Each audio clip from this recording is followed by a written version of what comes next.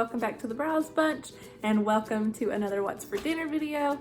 In this video there's going to be 3 Instant Pot meals, super easy, and they all turned out really good, and I hope you guys enjoy them. This is my first video doing Instant Pot recipes, so let me know if you want to see more of those in the future. I just recently got an Instant Pot and we're really loving experimenting with it, so this is just 3 of the ones that we've done so far. So without further ado, let's get on into the video, and I hope you guys enjoy it, and if you do, make sure you give me a thumbs up. Okay, so for this recipe, we're going to be making chicken burrito bowls, and you'll need 3 chicken breasts, 1 thing of taco seasoning, 1 can of rotel, 1 can of black beans rinsed and drained, 1 can of corn drained, 2 1/4 cup of chicken broth, 2 cups of rice. I use the minute rice, or you can use the long grain rice like it calls for, 1 red pepper, 1 green pepper, and 1 medium onion, all cut up and chopped.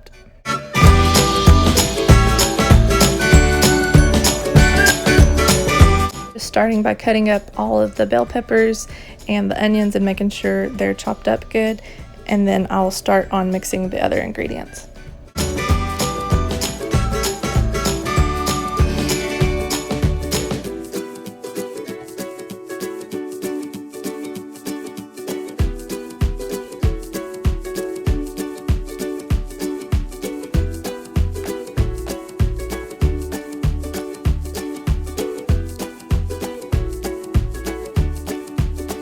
So the first thing you put in your Instant Pot is just enough of the chicken broth to cover the bottom, and then I'm going to add in my chicken breast. I used about 3.5 chicken breast, I believe, and you can use frozen or thawed out chicken.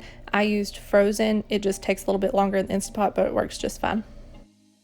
Then you want to sprinkle all of your taco seasoning on top of that, and then start adding your black beans, your rotel, and your corn on top of that.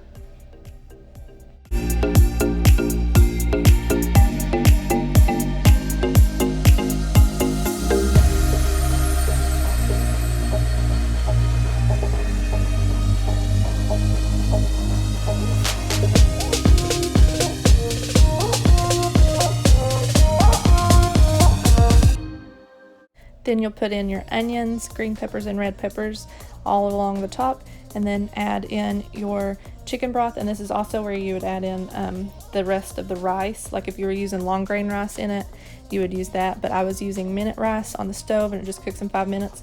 I think that by not using the long grain rice though, it made it a little bit runnier. So if you don't want it to be as runny, you can use the long grain rice like you're supposed to, but I just drained it out before putting it in our bowls, and it worked just fine.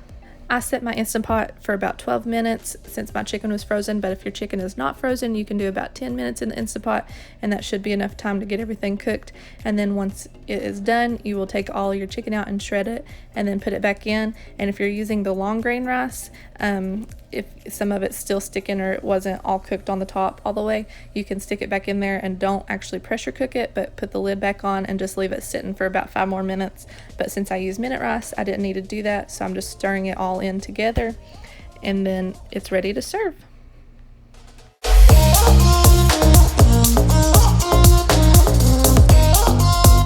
And here's what it looks like on our plates. I've topped mine with some salsa and cheese, and then tortillas on the side, but you could also put these in actual like tortilla shells and eat it that way as well. It was so yummy, and definitely one of our favorites. So this night we were having spaghetti squash Alfredo, and you'll need 1 spaghetti squash cut in half. I used 2 tablespoons of cream cheese, 1 tablespoon of butter, 3 cloves of garlic, 1 cup of shredded Parmesan cheese, 1 cup of milk, 1/4 a teaspoon of salt, and 1/8 a teaspoon of pepper.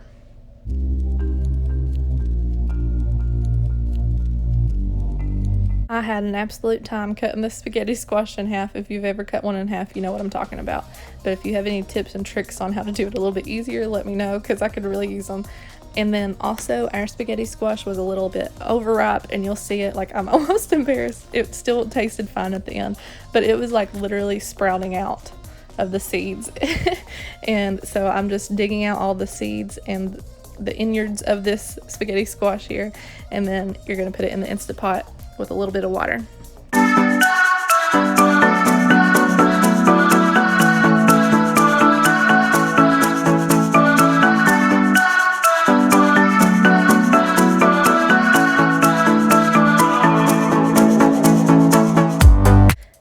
just putting both of the halves of the spaghetti squash face up into the Instant Pot and then adding 1 cup of water. After I add the water, I'll just put the lid on it and set the timer for 5 minutes. 5 minutes is what it actually called for to cook the spaghetti squash in the Instant Pot, but ours actually took a little bit longer, and I ended up having to put the lid back on it and cooking it for an additional 3 minutes, just FYI.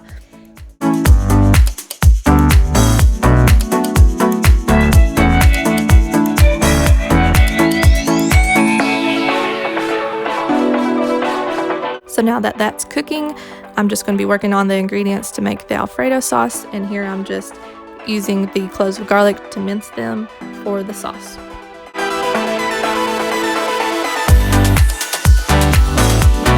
Now I'm just venting the Instant Pot since the spaghetti squash is done cooking, and you'll see that I'm checking to make sure that it is the right consistency, that it'll peel out real easily, and then I am changing it to the saute function to be able to make the Alfredo sauce.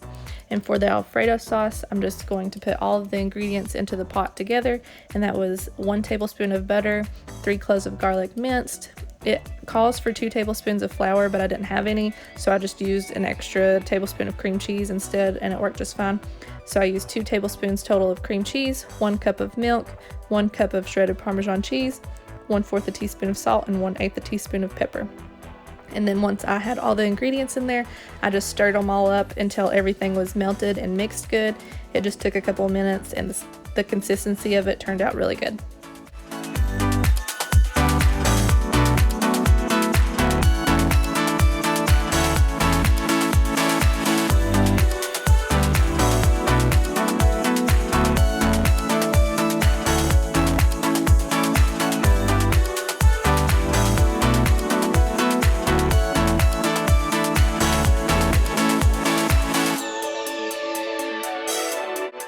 Now I'm just shredding out the spaghetti squash. It surprises me every time I make one of these just how much you can actually get out of it, and how much it resembles to actual spaghetti.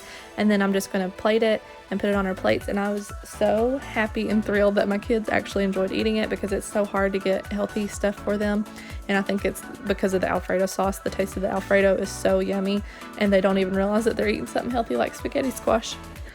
Okay, so tonight we're having meatloaf with mashed potatoes and carrots, all made in the Instant Pot.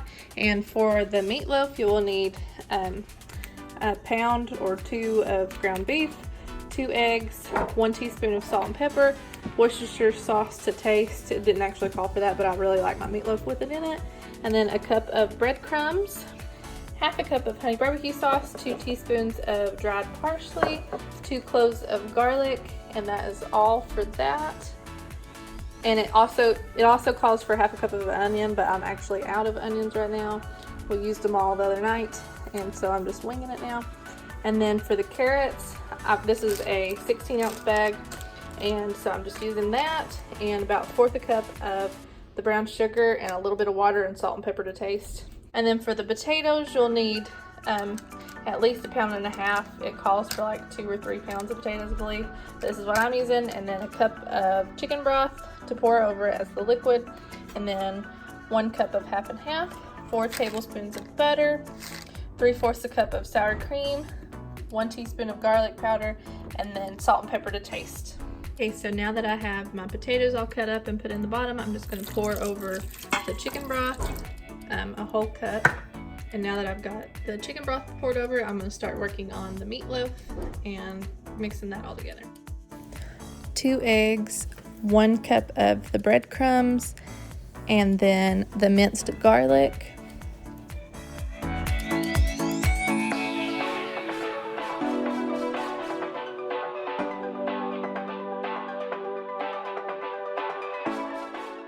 Two teaspoons of parsley.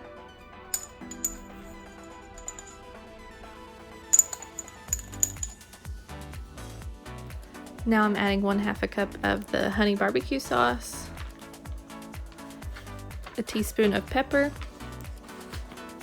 a teaspoon of salt, and stirring it all together and mixing it up really well. And then I actually ended up adding about 6 of those baby carrots, shredded up really good, just to add a little bit of crunch since I didn't have any onion.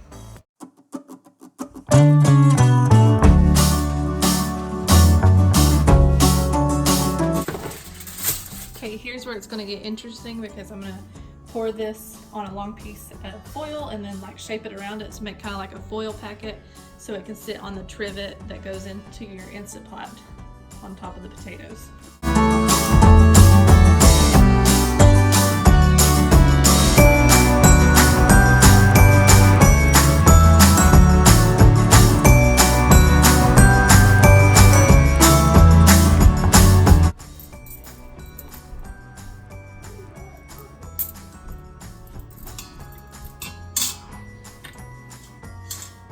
Not completely sure if I'm putting that in there right. If I'm not, and you know that I'm not, let me know. But this is how I'm putting it in there.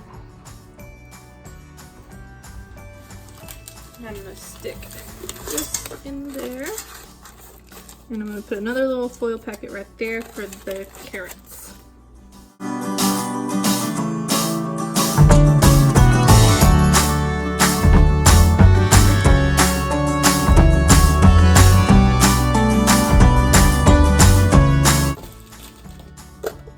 I ended up not putting the whole bag in there. So that's how many I put in there. And a little less than 1/3 cup of brown sugar in it.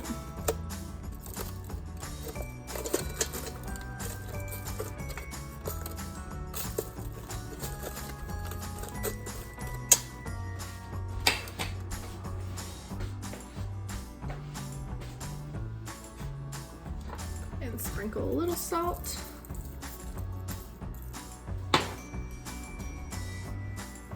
And a little bit of water on top.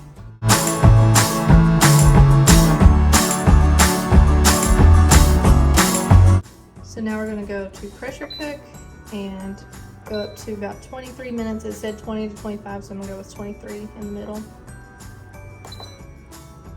And put on the lid.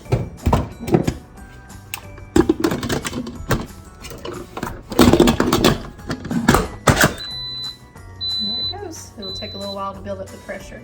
And when it pressurizes, it will pop up right there to let us know it starts cooking.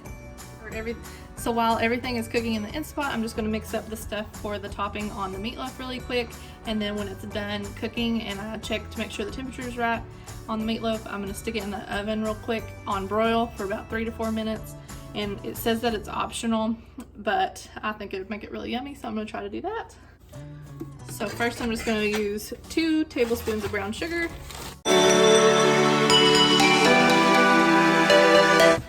2 tablespoons of mustard,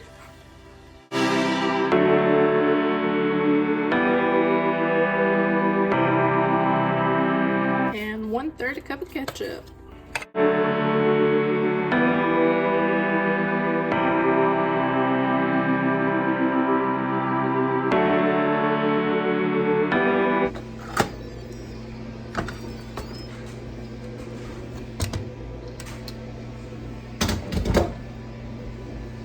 That's pretty good.